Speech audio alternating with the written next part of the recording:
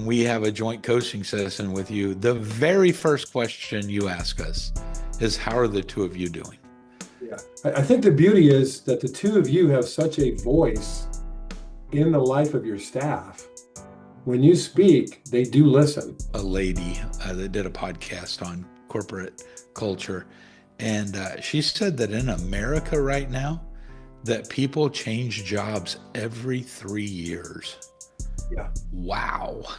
This is the Disruptive Hope Podcast. Hope sees, hope engages, hope belongs, hope builds. Hope disrupts the narrative of despair, and in the tension of holding both sorrow and joy, we invite hope to redefine the lens through which we see and interact with the world. Embrace the challenge and become an agent of hope in unlikely places. Welcome to the Disruptive Hope Podcast. Well, welcome to another edition of Legacy Shift. I'm very excited about today's conversation.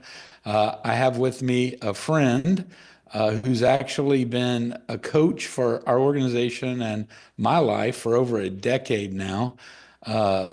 His name is Greg Salciccioli. That's close. And he runs a company called Coach Well, and his passion is to see businesses thrive. And he's been a coach for over 20 years, and he's been my coach for over a decade. So welcome, Greg. Glad you're here. Great to be with you guys today. Thank you. Thanks, Yeah. Dwayne. Thanks, Christie. And then with us, we also have Christie Anthony, who is the executive director of SOS International. And, the reason why we're going to have this conversation today is to talk about secession. And, I think I'd like to begin this, Greg, by asking you a question. Can you explain what succession planning is and why it's important? Succession planning is where you determine where the organization is going to go and who's going to be taking it there. And you move from existing leadership in a positive transition to new leadership. And you empower them, you onboard them, you come alongside them, and then you nurture that transition with good communication to board members, to team members, to community, and to customers and investors and donation group. All of that is what you want to do. So you want to nurture a transition, is what good succession is all about. Yeah.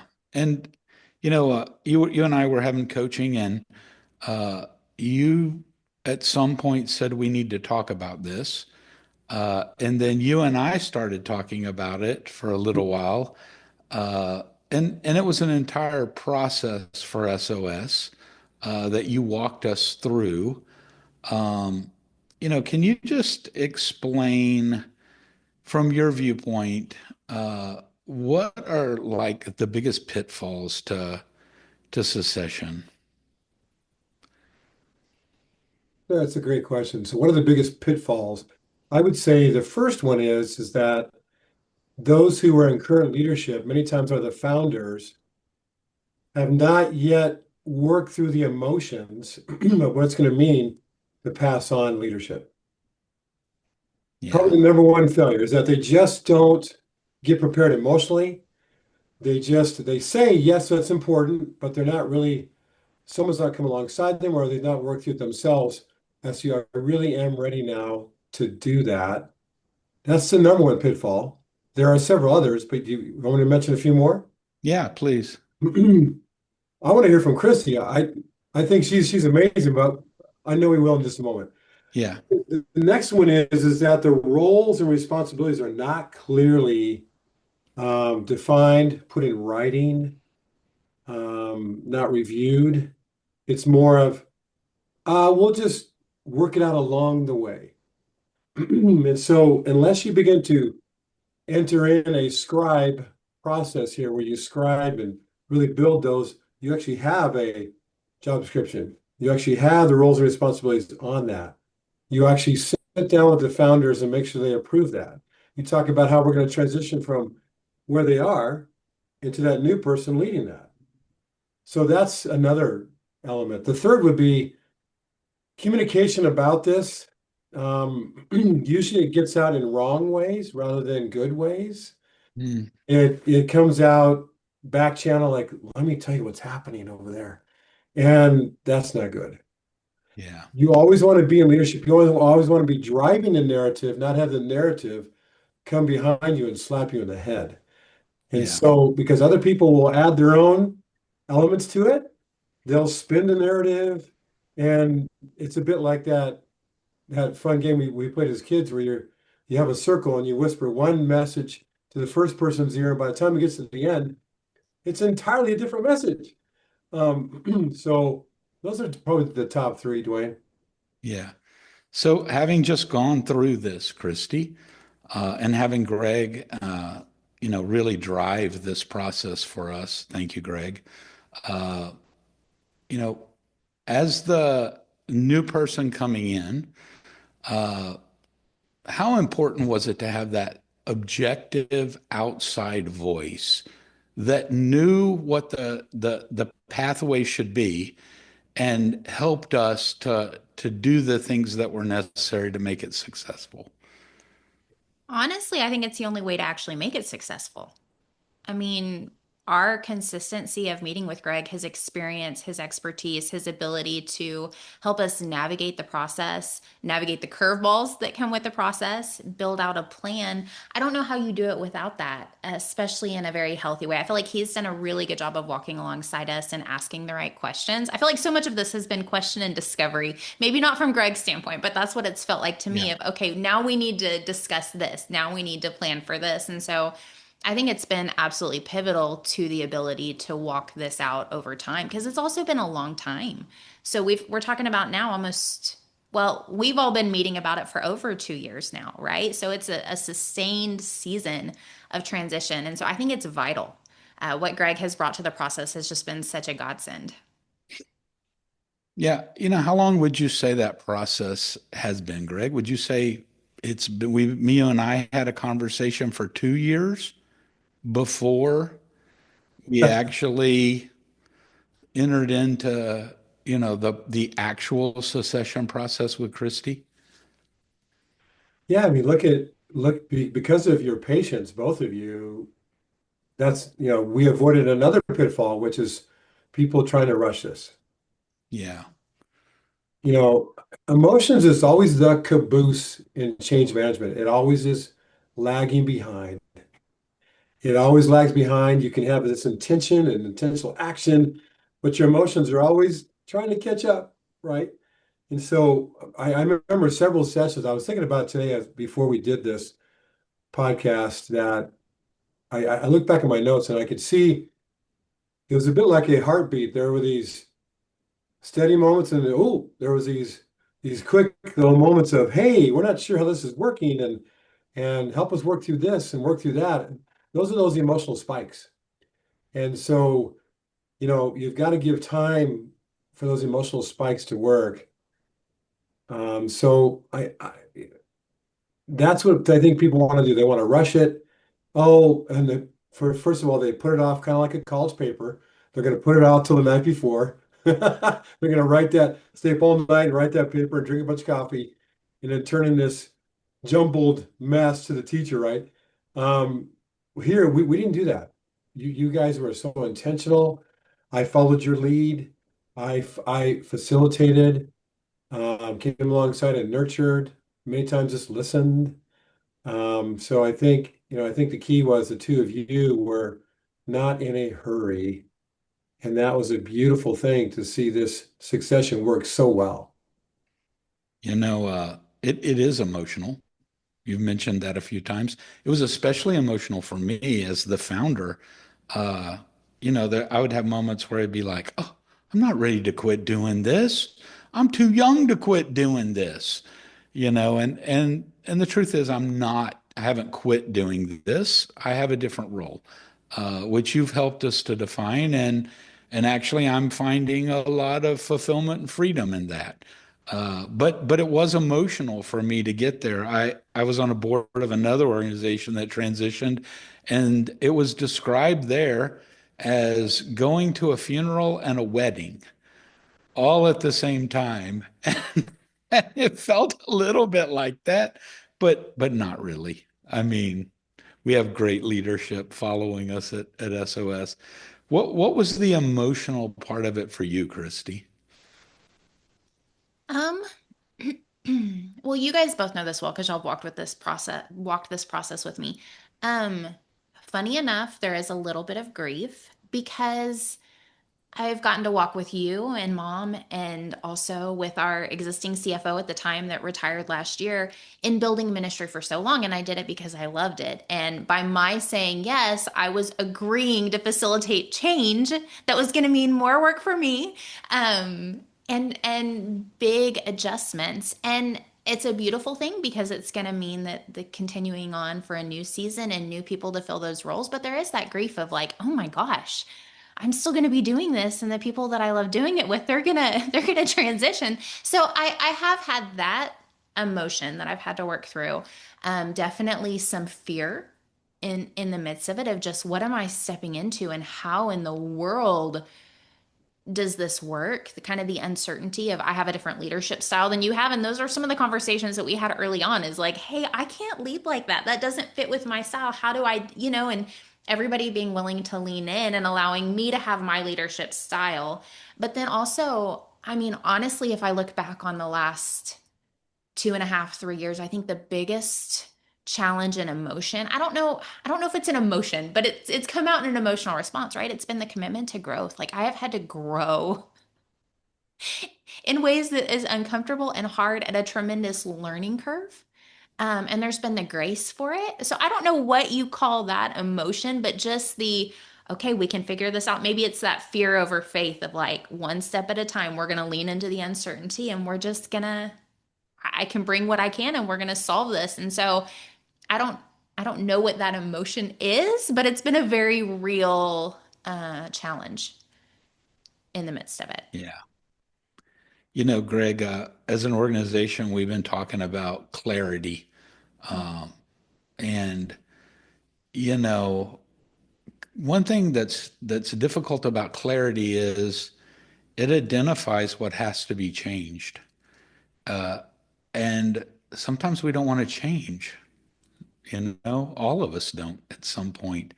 And I think the thing that I've appreciated the most about being a client of Coach Well and especially a relationship with you is the clarity that you bring over things that I could keep unclear and not have to change.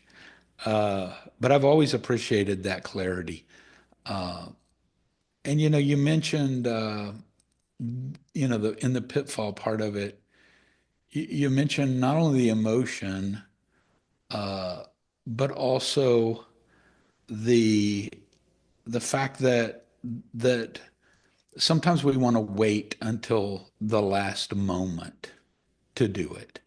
And I've seen that so much around me in the worlds that I live in. Uh, do you know any stats? I don't know if you do. I didn't ask you to prepare for this or anything, but do you know any stats of what the percentage of success in secession is if you have a process and a coach in it as compared to those that don't? Because I know it's got to be tremendously high. That would be a great study, actually. It would be. I don't have any, I know that we all can benefit if we're willing. Dwayne and Christy, you both were willing to apply yourself to the process. If you were reluctant, if you stood back, if you disengaged, the process is already on a path to failure.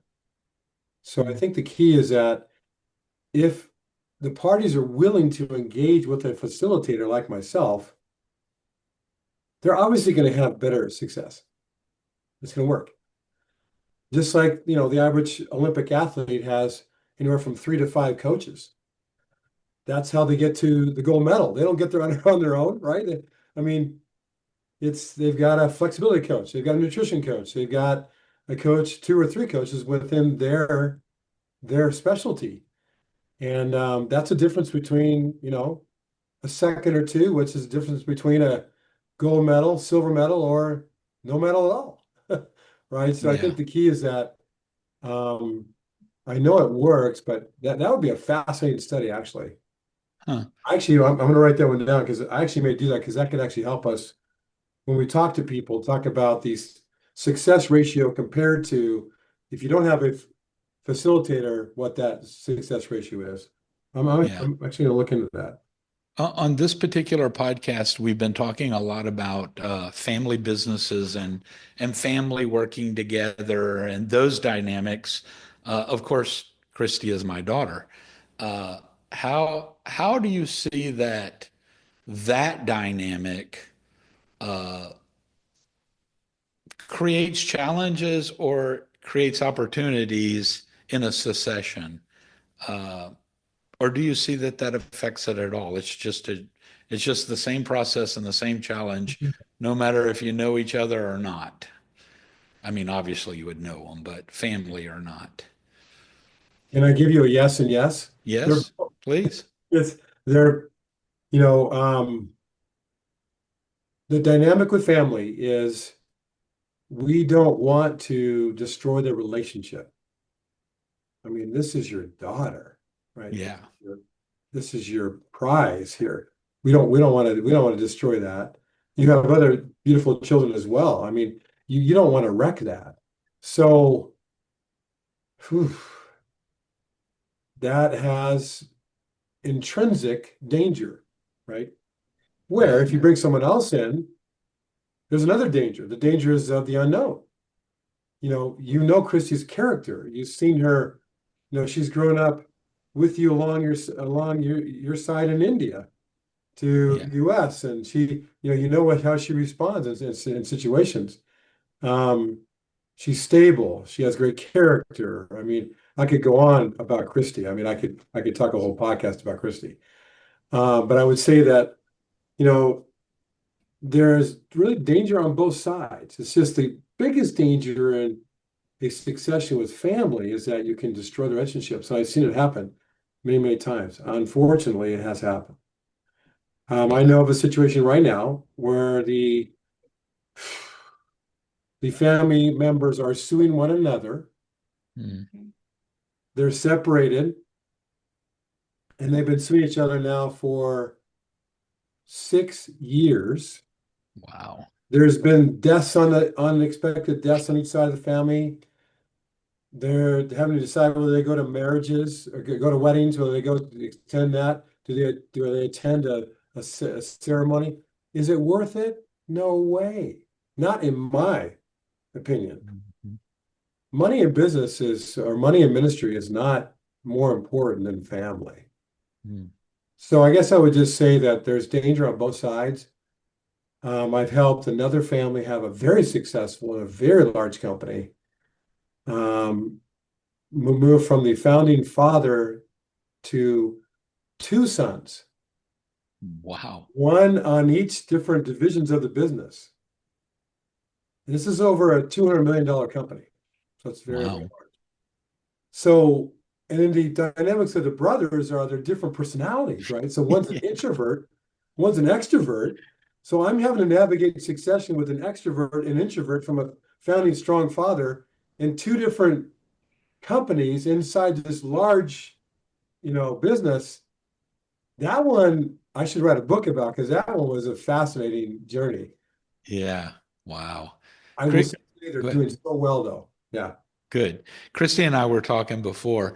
A lot of times today, and we're past the secession part of it now. Christy is running the ministry, but uh, a lot of times today, when we have a joint coaching session with you, the very first question you ask us is, "How are the two of you doing?" Yeah. Uh, and so we recognize that you see it as something that is a significant danger uh, Yeah. to the continuation of the heart. I was talking to Christy before this also, and we were just talking about the different models of secession that are out there, and a lot of times it's the guy hangs on, or the female, whoever it is, the leader hangs on too long and has to go out the door, and they bring somebody new in, and basically a whole new culture is created within the organization at that point. Uh, and in this instance, that hasn't happened. There's been a continuation of our culture. Uh, Christy, can you just talk a minute about whether as the incoming second leader of the organization, uh, what have been some of those growth challenges that you've faced, that having Greg to continue, as he said, he's coaching beyond just the succession. He's trying to coach in to make it now successful with you. What are some of those things you've struggled with that you see having this outside champion has helped you with? Yeah, for sure. Gosh, that could also be its own podcast. I feel like every 2 weeks it's a whole different list. But there's such a difference between being part of the senior leadership versus being in that leader seat. And while I've been around the ministry a lot, while I know and it's naturally been part of my DNA, when you're in that seat to make those decisions and to run teams and to lead in areas that I don't necessarily know, I think it creates all kinds of questions around how I navigate, how I process, how I ask questions, what I should prioritize. And so having that objective wisdom and third party come in and just help navigate, even from a professional business standpoint. Okay, these are the questions you need to ask. And okay, so what are going to be the action steps? And so he's helped create that framework for how I tackle new things. And then being able to meet with both of you guys and have y'all speak wisdom into that process, because there's just I still am up against all these things. Like we were talking yesterday, and I told you, you're going to have to show me because this is the first time we're navigating this process. So I'm regularly discovering new areas where I'm having to lead out, and I'm going to figure out how to lead out, but it's new territory. And so just having the objective wisdom around me, the questions, that place that I can go, that I can ask questions where I'm like, I don't even know what to ask right now, but I know I need to be asking something. What do I need to be asking? And so I think that it has provided a very regular structure that allows for objectives to be met, but then also kind of that safe place where I can learn and where I can kind of build those tools in my tool belt, because there are just so many areas that I haven't known, which is going to be true probably for any leader. But I feel like when you're stepping into a machine that's already running those areas, and just with my personality, it's like, oh, I don't know what I'm doing here. Oh, and so to have that develop over time and consistency is just such a huge strength. Christy, the big secret here is that you're coachable. Yeah. Just let that pause, friends, for a minute. And those that are listening, are you coachable? Because the issue is coaching works, but are you actually coachable, where you're open to receive, right? I mean, Christy, when you come, first of all, you bring a very clear agenda, which I always appreciate.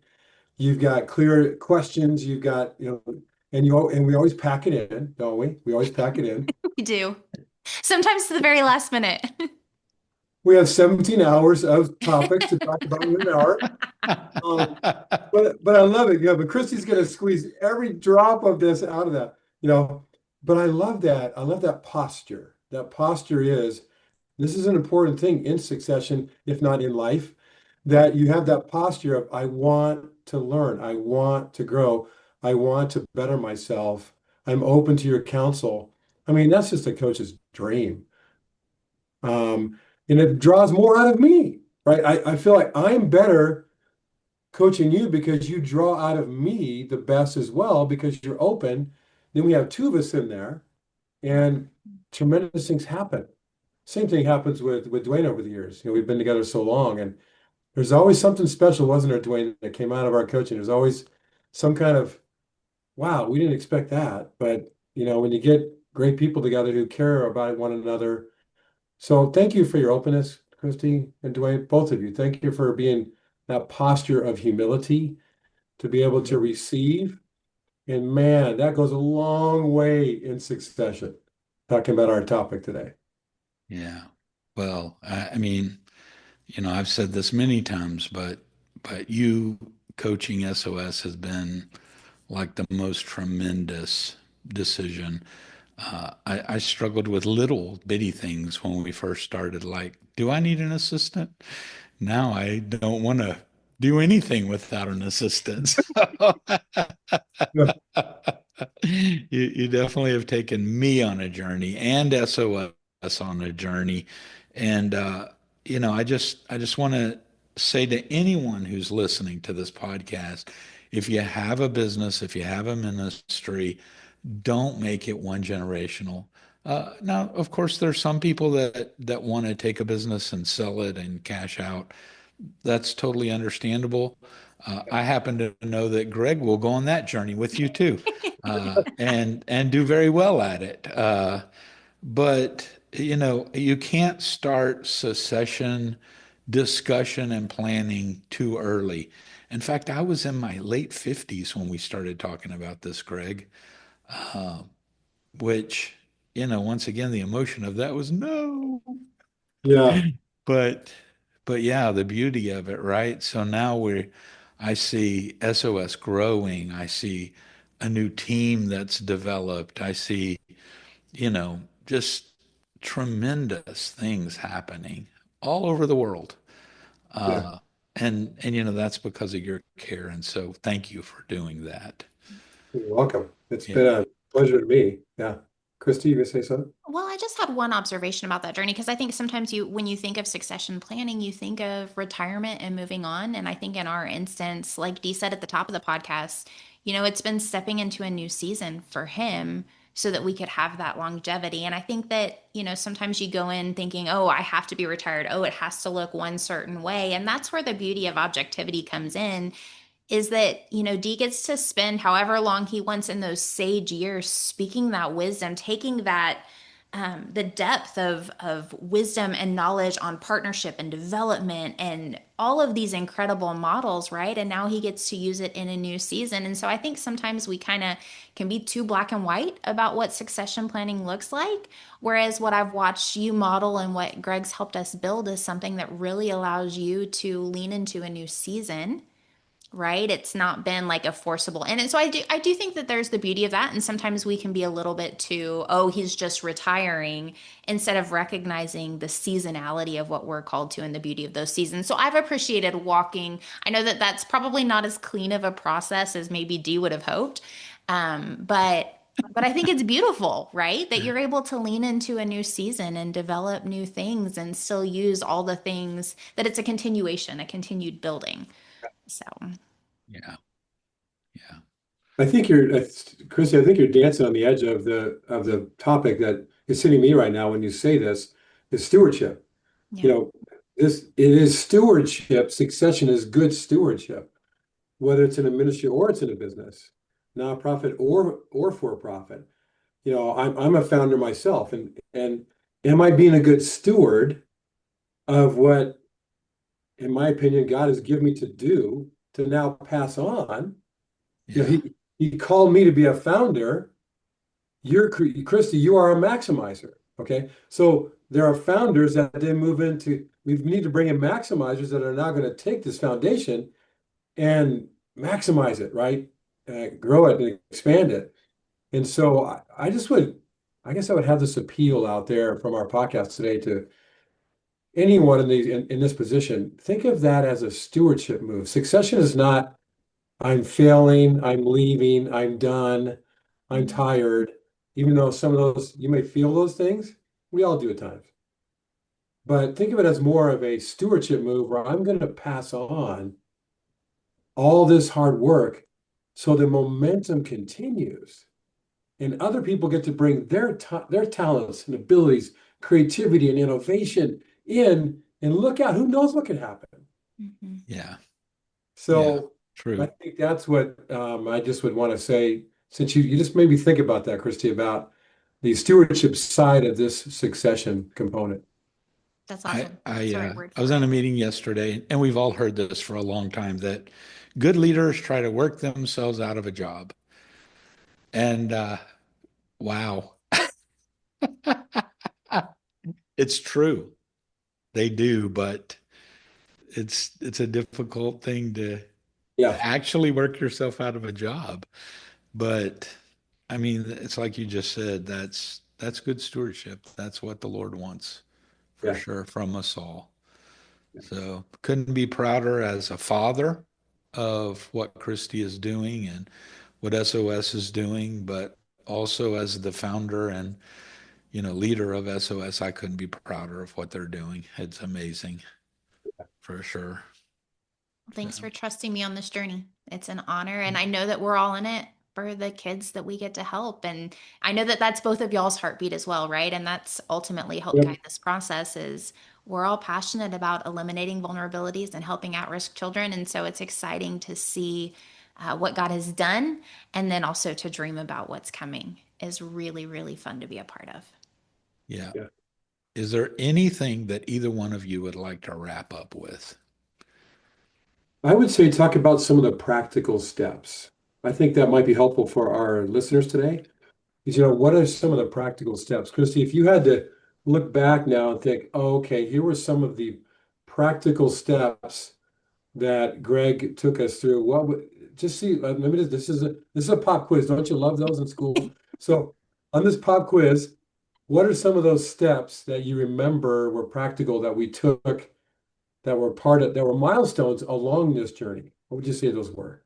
I mean, we definitely had to build out a framework. So we had to go through and completely kind of lay out what currently was and then lay out the steps to get us to where we went. So we went through lots of sessions of laying out timelines, budgets, roles, responsibilities, kind of how we were going to expand leadership. Because honestly, we went when Dee kicked off this process, we also had our longstanding CFO come pretty fast in the process and be like, I'm on my way out too. And so we started fast tracking his plan kind of in tandem with Dee's. And so we really had to lay out structure and framework to bring clarity, not only to help us navigate the process, but to lead other people through the process, right? Yeah. So it was creating those plans, taking it to the board, getting their input, redoing the plans, taking it back to the board. And so I think it was really making very clear steps, very clear objectives, and kind of laying out a 2-year plan that not only did all of our leadership team have buy-in in and feel good about, everybody understood their roles, everybody understood their responsibilities. So it was really the framework for the transition, but then having that as the guiding I mean, like I'm using my fingers because we literally like put the plan down on paper, right? So that everybody could see it, everyone could understand, and then that's what we began taking our key constituents through every step Yeah. along the way. And it's here's where we're at, here's where we're going, this is why we're doing this, this is, and so making it just a very clear pathway that provided framework but allowed for flexibility because I feel like the theme of the last 2 years has been the curveball. And we have had to weather some pretty intense curveballs in all directions.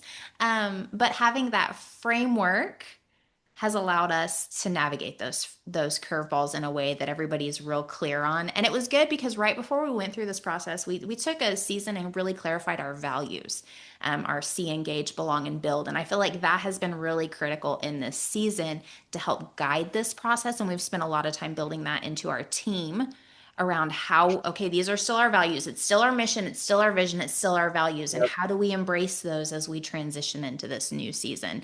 So I think Yeah. that kind of that governing timeline and budget and all of that has been really super key for us. And we keep coming back to it. Yeah, for sure. And, I would add one thing in the milestone thing. You mentioned earlier about making sure that everybody came along and that the narrative was, you were the one sharing the narrative.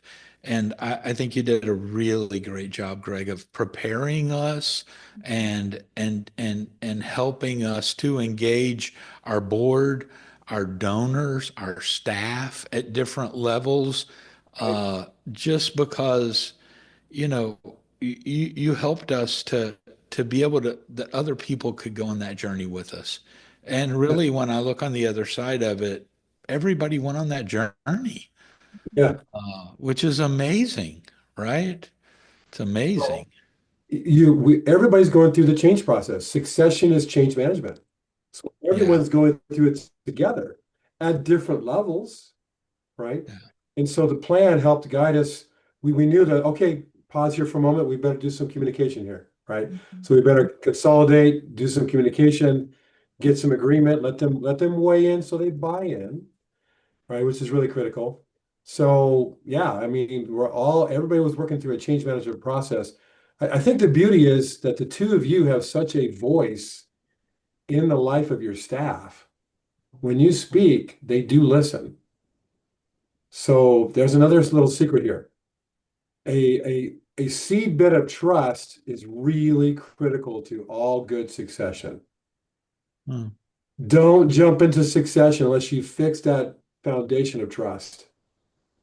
Because if it's fragile or broken when you start, it's only going to get worse. It's not going to get better. Yeah. Yeah. So because you had such high trust already, I thought, okay, good. We can actually move through a plan because they have trust. They have equity.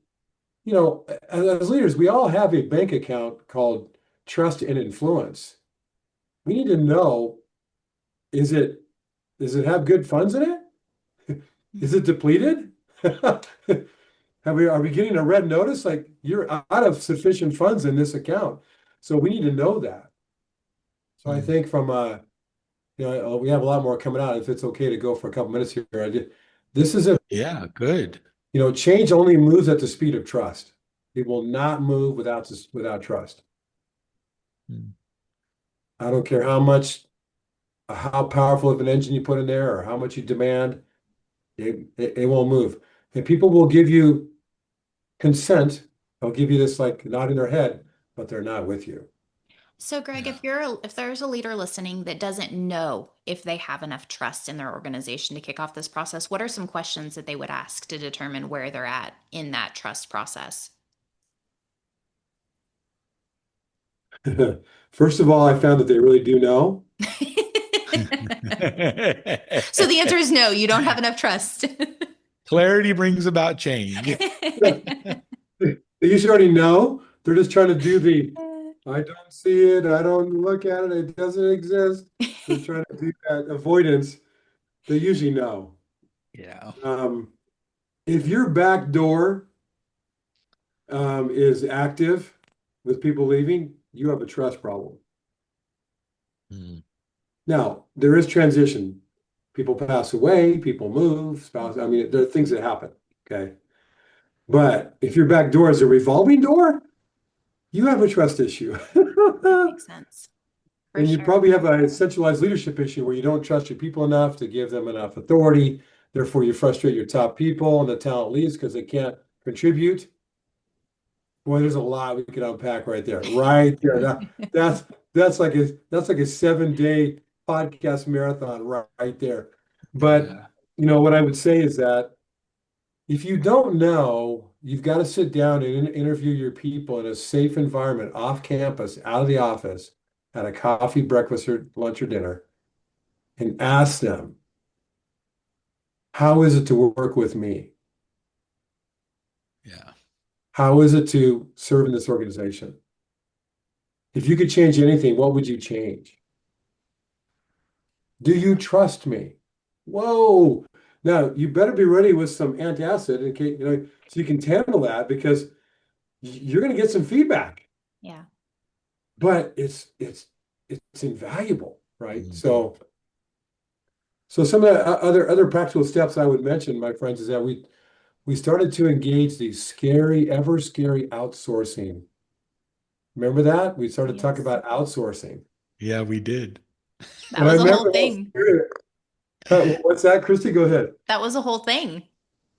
You really Yeah. challenged us, but it's been such a good solution. We end up Yeah. outsourcing some of our CFO services. We have a fractional CFO, is what we're talking about, and it was all at Greg's inspiration, and he really encouraged us. And it's been a great solution, but that's also where objective outside input is so helpful because I was very nervous about doing it, had no experience about it, and so that was a great move, but a little Yeah. scary. Yeah. We just went through our audit and all of that. And yeah, beautiful. Great year, no hiccups. Hey, So it has been fantastic. so going forward. Absolutely. Yeah. Great. Yeah.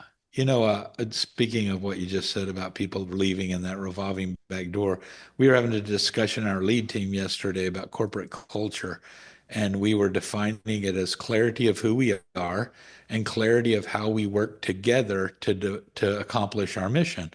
And in that, we listened to a lady that did a podcast on corporate culture, and she said that in America right now, that people change jobs every 3 years. Yeah. Wow, that is challenging. That is enough reason to have great trust and corporate clarity and all of those things. You got to love people well because, man, And you know what's interesting, Dwayne and Christie, is that many owners, business owners would rush to the fact that, oh, they probably didn't pay him enough. That is not the issue. yeah, It yeah, usually is not pay. It's culture. It's connection. It's, can I contribute here? yeah, Can I grow here? Will you invest in me? yeah, Am I a valuable enough asset that you'll invest in my growth so I can contribute here at a higher level? People want to succeed. And so if they have an environment where they can do that, they won't leave. yeah, yeah, yeah. Well, thank you for your time. Thank you for your coaching. It's been invaluable. If somebody would like a good next step and you'd like to hear more from Greg, Greg wrote a book called The Enemies of Excellence, and I highly recommend it. We've been through it with every one of our staff, and it's just a fantastic, um, healthy way to look at things that are stealing excellence from you and your vision and your organization. So, Greg has a company called Coachwell. It's coachwell.com. And Correct? I don't know if you're looking for new businesses or ministries to coach, but man, I highly recommend it. If you're any size, big, small, medium, this guy has an ability to really help you succeed.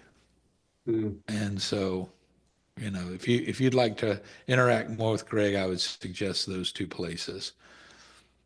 that's great. Well, thank you for today. Thank you for inviting me on as a guest today. What a pleasure to be with the two of you. I look forward to it every time we're going into our coaching session. I love it. And I'm so excited to continue the journey with you. But thank you for inviting me today. And I wish the best for our listeners as they, we're all peeking at this at some time. We're all in an exit strategy. It's just a matter of time. Right. Yeah. So, I wish you the best as you get in that journey. And if we can be of help to you, come alongside you and assist you, we would love that. So.